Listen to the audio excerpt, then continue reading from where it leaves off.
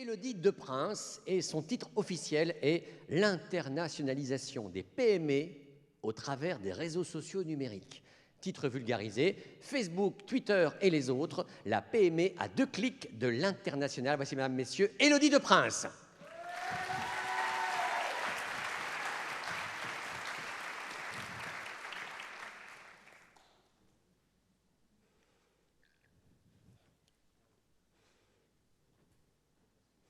L'idée de ma thèse a émergé dans mon premier boulot. Non pas que je passais mes journées sur Facebook, mais parce que je rencontrais des tas de petites entreprises et je me demandais comment font ces dirigeants d'entreprise qui ont souvent peu de moyens financiers, humains, voire technologiques, pour arriver à traverser les frontières. Et moi, je fais partie de la génération Y. Je suis donc hyper connectée sur Facebook, Twitter, LinkedIn, et je me suis demandé comment ces dirigeants d'entreprise pourraient utiliser ces réseaux sociaux pour améliorer leur internationalisation. N'ayant pas beaucoup d'informations au départ, je suis directement allée sur le terrain interroger des entreprises. Je me suis rendu compte que les réseaux sociaux étaient utilisés de 2 façons. Avant leur internationalisation, afin de rechercher de l'information, que ce soit sur les concurrents, sur les manières de communiquer, ou même sur les types de réseaux à utiliser. Par exemple, vous saviez, vous, que dans certains pays d'Afrique, Facebook est le réseau professionnel ? Et ensuite, une fois l'internationalisation en cours, les réseaux sociaux seront utilisés pour garder le contact avec le pays. J'ai également pu m'apercevoir que les réseaux sociaux étaient utilisés par les entreprises pour vérifier la crédibilité des partenaires potentiels, en allant simplement consulter les différentes informations disponibles sur les profils professionnels, mais même parfois privés. En effet, ces profils contiennent des informations comme des expériences antérieures, des recommandations reçues ou même des contacts communs existants.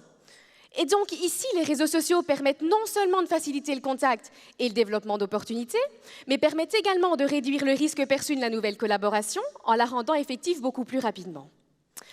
Arrivée à ce stade, je me suis rendu compte que les entreprises ne s'internationalisaient pas de la même façon. On a d'abord les entreprises traditionnelles qui n'ont pas beaucoup d'informations des marchés étrangers et qui utiliseraient donc les réseaux sociaux pour rechercher de l'information. Et de l'autre côté, on a les entreprises qui s'internationalisent dès leur création. Elles sont plus jeunes et plus familières avec les nouvelles technologies. Et elles utiliseraient donc les réseaux sociaux pour créer directement des relations.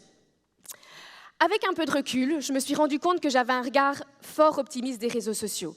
Et donc j'ai réalisé une dernière étude afin de voir si les dirigeants d'entreprise étaient conscients des différents risques se trouvant sur ces plateformes. J'en arrive ainsi à la conclusion de ma thèse, qui montre clairement que le rôle des réseaux sociaux dépasse de loin celui d'un simple outil marketing.